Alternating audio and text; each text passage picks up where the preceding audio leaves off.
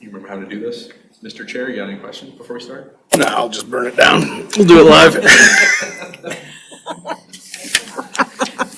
Perfect.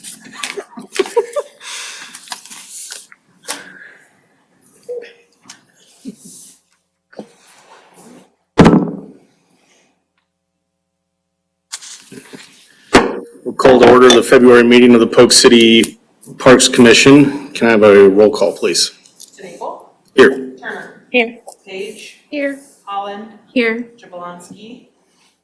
Converse. Here. And we have minutes from our last meeting. Any questions, comments, or concerns? I'll motion to approve the minutes. Second. All those in favor? Aye. All those opposed, same sign. Approved. Any public comments today? No, sir. All right, number 5, discuss regional park naming rights and donation levels and consider recommendation of City Council to approve. All right, I'm going to preface, you're going to be sick of hearing me talk tonight. I'm going to talk to you on all 4 of these. But no, for your consideration tonight is a kind of a naming rights and donation tier structure for the regional park. So as phase 1 is set to begin later this spring, we are starting to get inquiries about opportunities to support the project. Mainly, I know a lot of people have reached out to our mayor, just wondering what's available, what's the pricing. So, you know, with the interest there, we wanted to kind of get ahead of this. And so I'm going to kind of walk you through the park and what staff's recommendations would be based on comparable facilities, comparable communities. Also knowing that we did get that feasibility study from Renaissance Group that did give us a number that they thought philanthropy would go up to. And that number was $1 million. So, you know, take that with a grain of salt as I kind of go through some of these numbers. So, I'm going to kind of go across this spreadsheet. I think we'll pause and have a moment to reflect before I move on, if you guys have any questions as I kind of go through the park. So the top shelf opportunity would be the naming rights of the regional park. It's staff's recommendation that that number be set at $500,000. That is a permanent naming right, and we would offer payment plans up to 10 years to pay that off to make it more feasible. Reminder that the cost of the project as it was presented at the 2024 bond was $12.5 million. Are there any questions about this?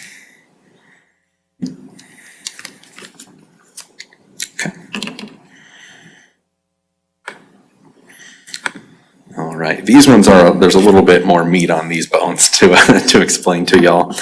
I'm going to kind of divide the complex, the regional park, into about 4 different areas. And I did put a little concept in front of you guys. I did highlight 3 starred areas. And from staff's research and some public solicitation here in town, if somebody was donating to soccer, they would expect to see their name at soccer, is consistently what I heard. You know, with phase 1 going in, you know, you can call phase 1 the soccer phase, you know. Would people that want to give for baseball want to go to the soccer place to see their name in front of soccer fields? No. So what I would recommend is really 3 complex within the regional park opportunities: a soccer, a baseball, and a softball. All of them looking very similar. But I'm going to start with phase 1, the soccer. A lot of what we saw, you have complex level, so we would have the regional park, and then you could have the soccer complex. So it could be the Page family soccer complex, is kind of the thought. The number that staff is recommending is $50,000, and that is for a 10-year term. What I saw for municipal naming rights, Some of the large things are permanent, kind of like that 500,000. But some of the lower hanging fruit, they really recommend terms, just a lot. Businesses that might have been the sponsor, they might not be here in 10 years, so just being able to keep that reflective of the community was the recommendation. Next, I have field naming rights. Now, as it appears on the concept, those are the max field dimensions. So you would expect if we were playing the largest fields we could, that is what the soccer complex would look like. Now, with field rotation, that's not always what the field diagram is going to look like. So I'm finding it a little difficult to label fields, knowing that one year it could be a U19, the next it could be, eight U's. So it would be my recommendation that we kind of glance over the field naming, and that is just included in the soccer complex component. Then, I'm sure anybody that's been to a sports facility or a fine arts facility, often there's a donor wall for people that want to give, to that specific thing. So, based on a lot of tiers that I found in the area, again, common towns, common facilities, what I would recommend is a 5-tiered system, and I'm kind of proud of the names of the tiers for Polk City. But these would be either a one-time or we could do a pledge. Most often I'm seeing 3-year pledge, and this lives there until the end of time. The only thing that would change at the soccer would be possibly the name of the complex every 10 years. Any questions about the soccer or the tiers or the pricing? Would the different tier levels, like as many as you wanted, or would there be a cap on any of them? I don't feel like we have any reason to put in a cap. So no, I would say that they would be open to however many. If any of you are at the Miracle League field in Ankeny anytime soon, they've got, I really like the way they did it. Now, they had a lot more levels. I think they had 8 levels of support. But, obviously, the lowest level that they had was probably where they saw the most unique donors. So, I wouldn't want to cap anything and miss out on any potential revenue. Okay. So moving from soccer to baseball, I would keep the complex naming rights consistent across all sports. So again, we'd be looking at $50,000 for a 10-year naming right. Where I see a unique opportunity for change is field naming rights. The fields of baseball and softball, they are finite, they're not moving. So I see an opportunity where we can actually offer naming rights to fields. It would be my recommendation that we do a 5-year naming rights for $10,000, $2,000 per season. And then the tiered support would remain the same. And softball will be an absolute carbon copy of baseball. So those 3, soccer, baseball, softball, all very much of the same format. Before I move on to the additional amenities, any questions about those 3? Okay. This one's a little bit kooky, but we're going to make it work. So when I identified additional amenities that I've seen in other towns be naming rights sold, I identified the splash pad, the playground that will go next to the splash pad, which the idea is for that to be an inclusive playground, the tennis pickleball courts, and the dog park. So over the everything that I kind of researched, I kept coming back to one thing. It was, have amounts that are attractive to everybody. On the sports ones, the low end was 500. 500 doesn't work for everybody, and I understand that. So for these additional amenities, which by and large have a smaller price tag than the ball fields and the soccer fields, I would recommend dropping all of the tiers and adding that winter support here. Essentially 5 tiers, but the amounts change. We're just on a smaller scale. So here, if somebody could only give 100, we could accommodate that. So again, those tiers, they are less, one time or multi-year pledge. Then, something else that I did see, where your tiers end is where your sponsor or your title sponsor should begin. And if you'll notice on softball, we ended a penny shy of 50,000, and that's the naming rights amount is the 50K. Here with the splash pad and the all-inclusive playground, we would stop a penny shy of 25,000. The naming rights would be available for 25,000, and that would be a 10-year naming rights. I did highlight some of these things here in green, mostly because depending on what that area of the park looks like, if anybody's familiar with, I'm drawing a blank, but it's the Grimes Park around the corner from Heavenly Delights and Bretto Pizza. They have a splash pad and a playground that really are intertwined. You kind of don't know where one starts and the other ends, and that's by design. I kind of imagine this area being something similar, where both amenities play off of each other. So I think the opportunity exists to have a shared donor wall for those amenities, and including, if you were a spring supporter of the playground but not the splash pad, you'd share that that recognition with the other. Thought being, again, they're going to be in such close proximity that you really won't know that it's 2 projects, if done well. And also, I don't know that we want to have 2 donor walls in real tight quarters. So I think that's an opportunity for a shared recognition platform. And then the tennis dog park, those are kind of small enough that I wouldn't recommend a tiered support. But I would treat those similar to a ball field. So we would do naming rights for 5 years at $10,000. And I'd like to point out that I don't expect all of these to find a buyer, but we want things in place should that happen.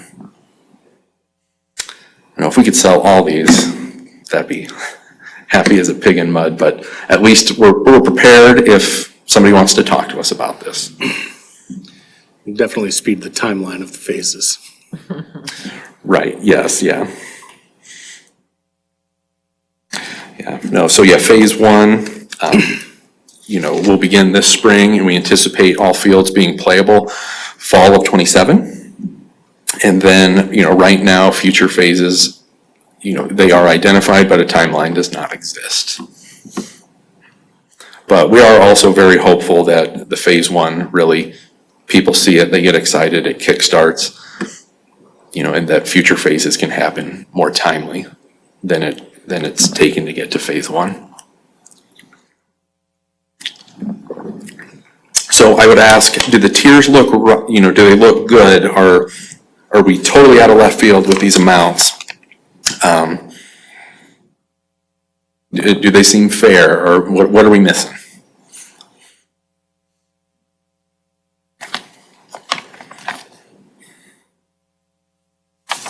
I have to defer to the research because I haven't done any. But it seems attainable, like there's options for anyone that may be interested. And not giving away the farm either for the naming rights, which I think is a good idea. Yeah, and the other thing that I found interesting too is an advantage of having a similar platform at soccer, at baseball, at softball. That does also encourage local businesses that may want their name 3 separate places. It does provide that opportunity. And again, this park it's large enough, just shy of 60 acres that, if you're at the baseball fields, it might feel like a whole different, park if you were over at the dog park. So, we are going to have kind of it will feel segmented in a way, with each user group kind of in their area. So, almost treating it like 4 parks within a park. I really like how you named the different tiers too. I think you could try to bring some cohesiveness with the donor wall or signage, no matter, like, within each of the areas too, and make it simpler to implement, but then also, if somebody wants to be recognized at different areas, there's some continuity there. The other thing that I find really helpful, I did a donation for the Trestle Trail many years ago, and they offered that multiple year pledge. And so it makes it way more appealing for folks that are not, money bags to just throw a ton of money at one time. Yep. So, yeah, the 3-year pledge should be helpful too. Do you think 3 is sufficient? Have you ever seen more? That was definitely the most common number I Yeah, found. I think the one I did was 3. I feel like it is because you can choose, your amounts are so variable here that, what you're comfortable with. Okay. It should be covered. This still leave it open for like businesses to put a sign up on the fence in baseball, softball, or that would be, That's a great question. I know that at the current complex, the user groups handle those. I think if we are offering naming rights of the field, we would certainly want to double check with them first. I think at the amount we're asking, exclusive naming rights would be expected. But certainly a conversation that can be had. or yeah, like if it's a family versus a business, Sure. but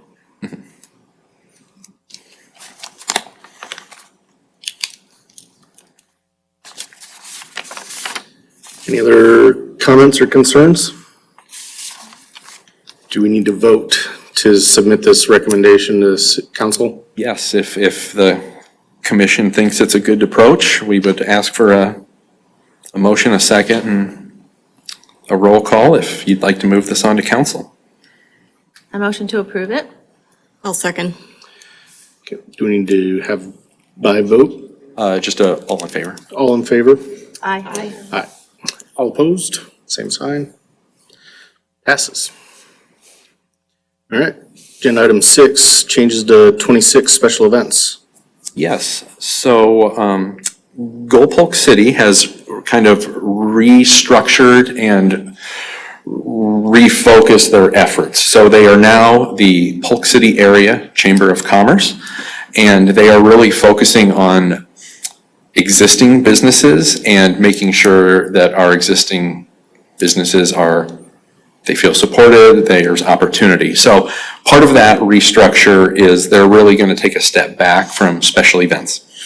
So what that means is the easy ones are Fall Fest and Light Up Polk City. So those have been a collaborative effort between the Parks and Rec Department and Go Polk City.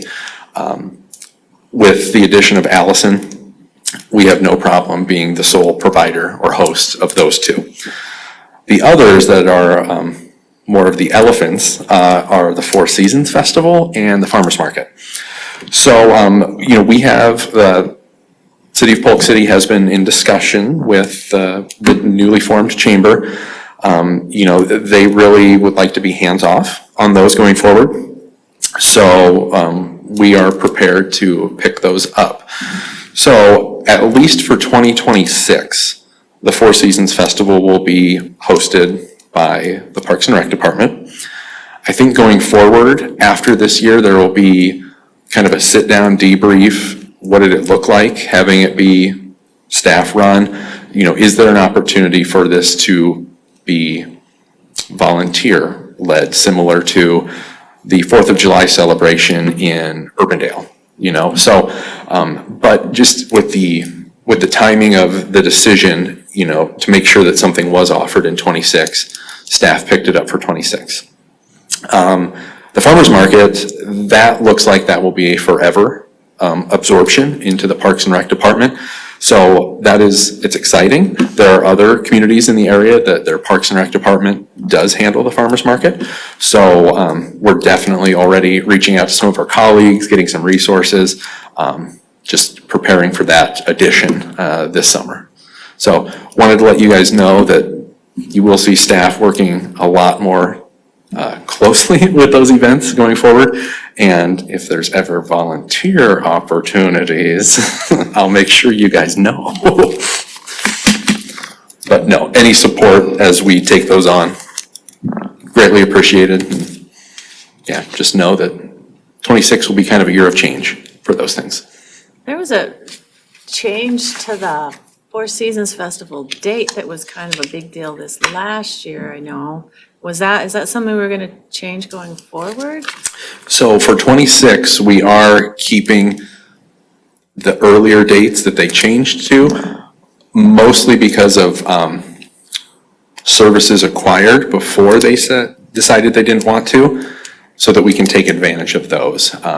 Like some of the musical acts were already booked for that weekend, and we're finding if we were to go back out, a lot of people are already booking their summer. So in the essence of keeping some pretty good bands, we're gonna keep with that earlier date.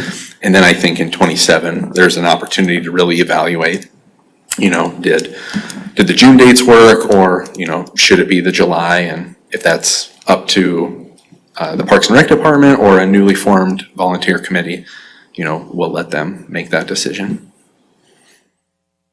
All right. Agenda number 7, Q4 25 program cost recovery. Yeah, so as I do for every quarter, this would be October, November, December of 2025. Youth was good, 123%. I'd like to highlight that second one, Crafts with a Princess. That was an Allison original, 99.5. You can't get much closer to 100, but, the reception of that was really good. Another thing that we were able to do in this room here, kind of, showing off all facets of what you can do in this room.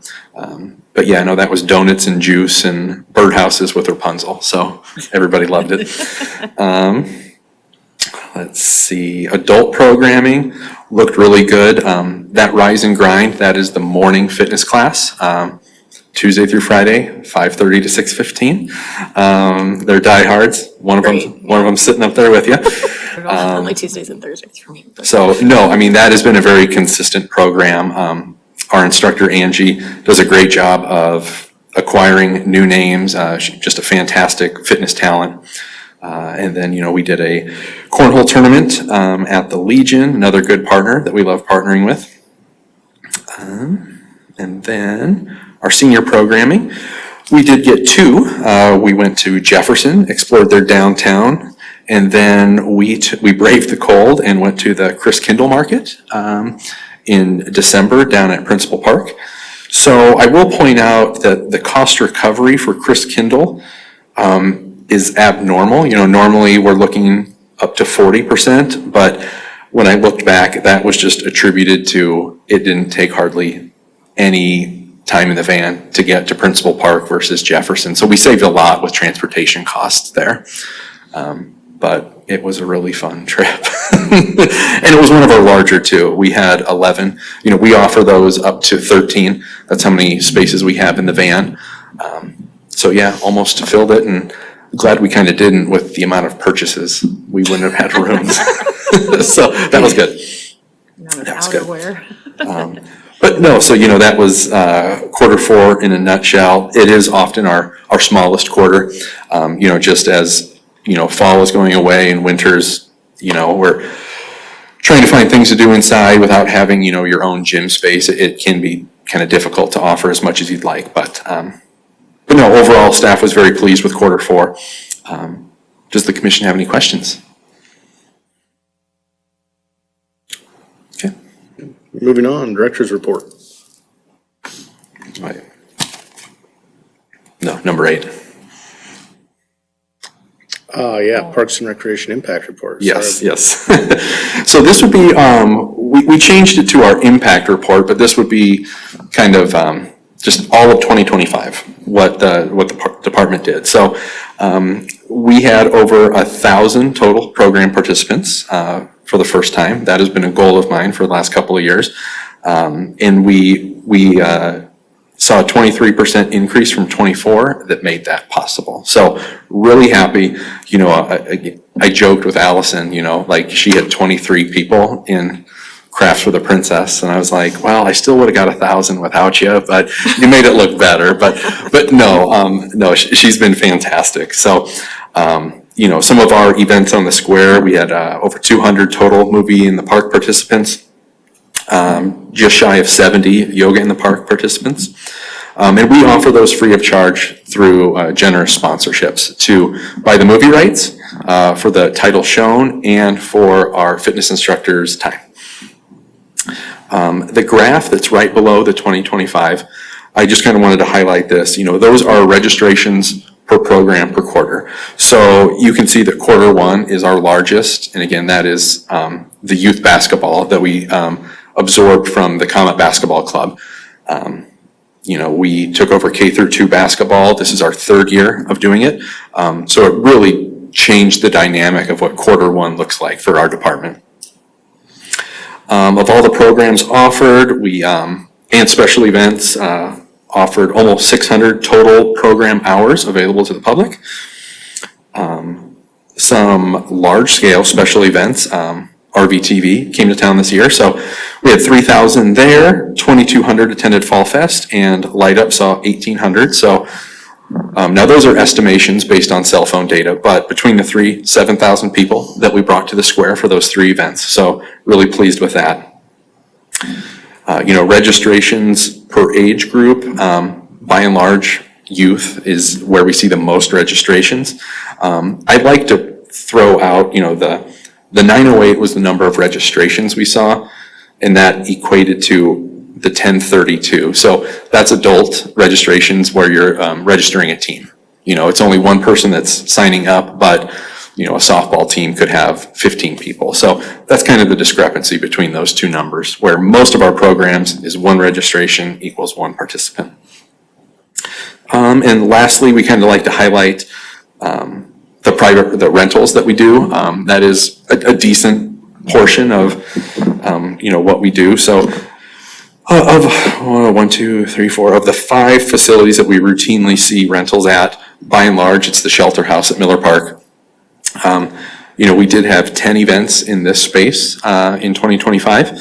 They ranged from business meetings to weddings. So what's really been good, again, Allison is so much more detailed and graphically gifted than I am to, you know, make flyers that make the space look appealing. So that's going to be a concentrated effort of 26 and going forward, of just making sure that people know that we have different facilities that can meet different events.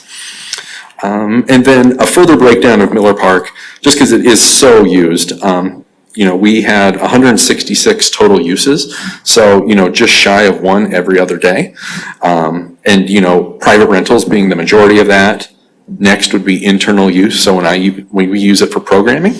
And then, you know, also we offer it for nonprofit use as well. So a lot of people getting to take advantage of that, you know, that neat little shelter house up there. Anyway, staff was really pleased with 2025. You know, saw record numbers, the department grew, so really excited about this year and next year, and, you know, just how much higher we can make these numbers go. Yeah. Yeah. Any questions about that? In next year's report, are you going to plan to include the farmer's market and other events? Definitely. It'll be interesting to see. Definitely. Okay, moving on. Now number 9. Okay, I promise I'm almost done, guys. No, you know, I just kind of wanted to highlight, really just give a couple shout outs. So the Polk City Arbor League has done some dormant season pruning in our park system. And I know Gail's a member. So, and I think I saw a picture that Mr. Otis was helping this weekend. So, no, so far they have went to Lost Lakes, Miller Park, and Leonard Park. So, you know, definitely thank you to them. You know, they come out kind of just like a small herd of arborists ready to just, you know, trim a lot of trees in a small amount of time. So, Lindsay, you were there too, right? Yes. So, you know, thank you to that organization for continuing to, you know, really take care of our tree resources. I wanted to highlight, thank you to the Otis family. They did bought kind of a chest storage for the ice rink, so we can kind of do a skate exchange program. So that was really cool, having some skates that, definitely the cost of skates can be a hurdle for somebody to try skating for the first time. So it was a cool idea. I'm glad it got brought to me, and, we were able to, orchestrate it, facilitate it, and just in time for the weather to get warm, if you look at the extended forecast. So, but we've had a great 2-week run. And then lastly, I just wanted to recognize Tim McCann. He'd been on the Parks Commission for all of '24 and all of '25. He took his talents to the Planning and Zoning Committee. So thank you, Tim, if you're listening, for 2 years of park advocacy, and I know you will continue to advocate for parks and trails. But no, we've gotten some good applications for his replacement, and we expect that person to be here for the March one. And I think that's all I've got. Thanks, Jason. Nick, what do you have for us? Anything from the council? Oh, just a handful of random stuff that's happened in the last 2 months. You guys all know that we've got 2 new council members. Dave Dvorak, not really new, he's been on the council previously for 12 years, quite a long time. He comes back to us, and then James Hill came over from the school board. Council's approved a sidewalk repair program, along with a financial assistance program to go with that, to try and help get the sidewalks here in town up to snuff, so that the city doesn't bear the liability of any injuries that happen. The new fire truck and ambulance came in late last year, right before Let Up Polk City, so we have those out just in time for that. Council saw the preliminary drawings for the regional park the week after you guys did. The site plan was recommended to council by P&Z 2 weeks ago, and we should see it next week, I believe. January, we awarded the Northside Drive roundabout along with the Polk City Junction Trail Phase 1. We awarded the contract for that, so that should begin construction this spring. Were the tree removals that were taking place last week for that project, do you know? That we're on the golf course side? Yeah. I'm not sure. I was just wondering. Yeah, sorry, I'm not sure if that was just them cleaning up or if that was. I think because those are coming out off of the TCI Okay. that came down near enough to where we can work for that. Jason mentioned we're taking over the Four Seasons Festival. What he did not mention is that we are looking to get him some additional help in the Parks Department. We're looking for a part-time person to cover those special events, and I guess would be the term for it. But we will be amending the budget and get a job description approved.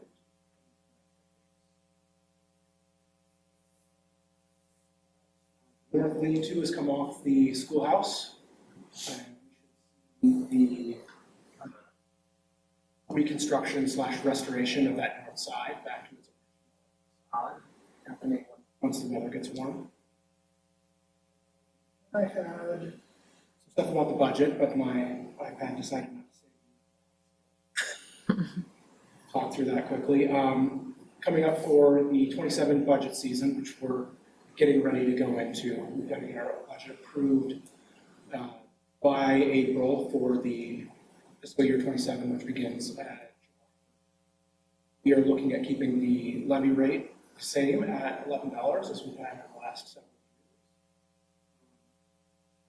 Total expenditures came out to about 21 million for the year and about $19 million in revenue. The discrepancy there being carryover of a lot of the capital projects that we've already borrowed money for. So just money sitting.